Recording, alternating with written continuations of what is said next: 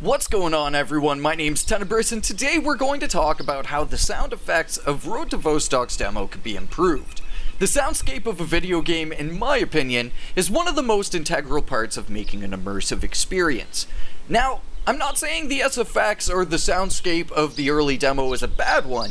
Really, there are only a few critiques that I have, but that's not to say that these soundscapes can't be further improved and bolstered to make Road to Vostok one of the most immersive games you could experience in a hardcore FPS game. If you enjoy the video or agree with what I'm saying, then consider hitting the like button or subscribe to stick around for tons more Road to Vostok content. So the easiest feedback to start with are the guns. Personally, I like turning the SFX up quite loud so you catch all the dynamics and nuances. It really makes the guns sound a lot better around 8 to 10. Currently, I feel like most of the guns have great sounds to them. The RK62 is probably one of my favorites for its sound profile. The K416 is our first look at a suppressed weapon, and it's pretty dang good. The only bit of feedback I'd have for suppressors in specific is to keep the sound effects and dynamic range of them as open as possible. Not only for our own sound effects, but for when we're fighting against enemies that are using suppressors too. The guns in RTV have this really nice and meaty sound to them, and I think with just a few touches that we'll go over in a second here, that they'd become some of the best sounding guns out there.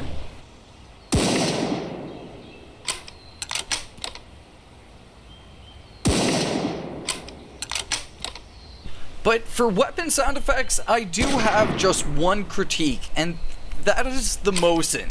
Sadly, it's not quite up to the same level as the other weapons, and I do think that there's a reasonable explanation for this, as the Mosin was the last weapon added to the demo before it launched, so it didn't have as much time to be refined. But hopefully we could get ourselves a really good and beefy sounding Mosin after an update or two here in the demo.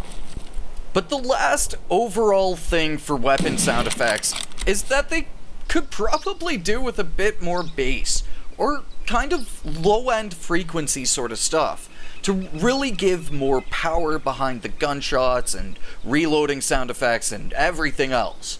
Nothing crazy, but just as an example from playing around in my own studio here.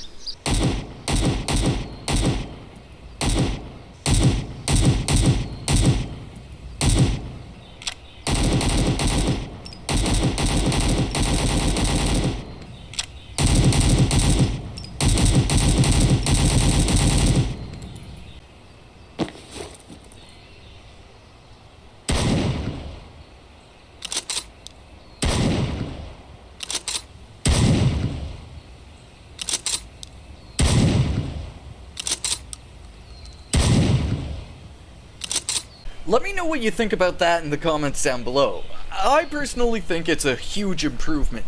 But moving on, let's get to Soundscapes. And again, I don't have much critique except for one area, but I do have some ideas for improvements that would be huge overall to RTV. Similar to weapon sound effects, I like to turn up the ambience rather loud to catch all the different noises in the soundscape, excluding one of them. But all of these soundscapes are great overall, very layered with unique sounds through the loop, so big ups for that. I can tell from these 4 time periods that the developer has an attention to audio detail that's going to be a huge benefit to the overall game. Dawn Up Until Dusk is great with different birdsong that really gives off a kind of Finland vibe. I'm wondering how the dev put these together, whether it was through going out and recording ambient noise locally, or maybe stitched together. Either way, it creates a nice vibe. The only time period that's kinda not so sick is nighttime. I'm actually a big fan of well done crickets in a video game. They could be really chillin' and add to the ambience of nighttime. But the current crickets are... I don't know, man, they're in our pockets, or at least they're friggin' following us. They are so loud, dude, and it would be great to see them toned down a bit, maybe brought out to a further distance if possible. Crickets are hard because their droning can get kinda annoying if too loud, but again are borderline essential to a proper nighttime ambience, so it would be great to see them toned down while still keeping other night ambience louder, if possible. Nighttime as a whole could also have a lot more ambient noise added for a thicker layering to the nightscape, though that could totally be achieved 2-in-1 with something I learned along the way with my adventures in Stalker Anomaly modding. And that is to have 2 or more different soundscapes for each weather condition and time period, from day to night and rain to clear skies. The variety of having just a couple soundscapes to cycle through keeps the background from becoming too stale. When working in tandem with a day, night, and weather system, it makes for a much more immersive soundscape. I really like the Soundscape Overhaul mod for Anomaly. It's an example of soundscapes done perfectly, I think. The whole idea of making the soundscape rich, it has a huge impact on Anomaly, and I think it could be a great example for how RTV could have rich soundscapes and sound effects to back up the whole experience.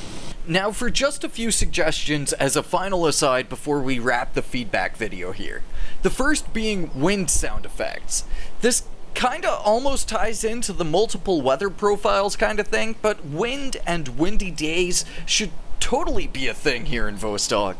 It would add so much to the Stark value, and I think it would be really immersive overall as an addition to the game's soundscape. And the other suggestion is to have distant storms.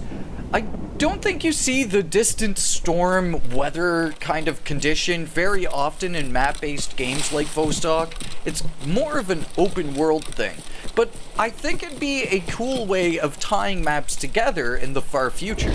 So there we go. Again, I think having a lot of variety in the soundscapes of Vostok will be a huge benefit to the game, and maybe making the weapon sound effects a little bit more beefy will add to the power and immersion of them. Alongside wind and rich layering, Road to Vostok could have one of the most immersive soundscapes in hardcore survival FPS games.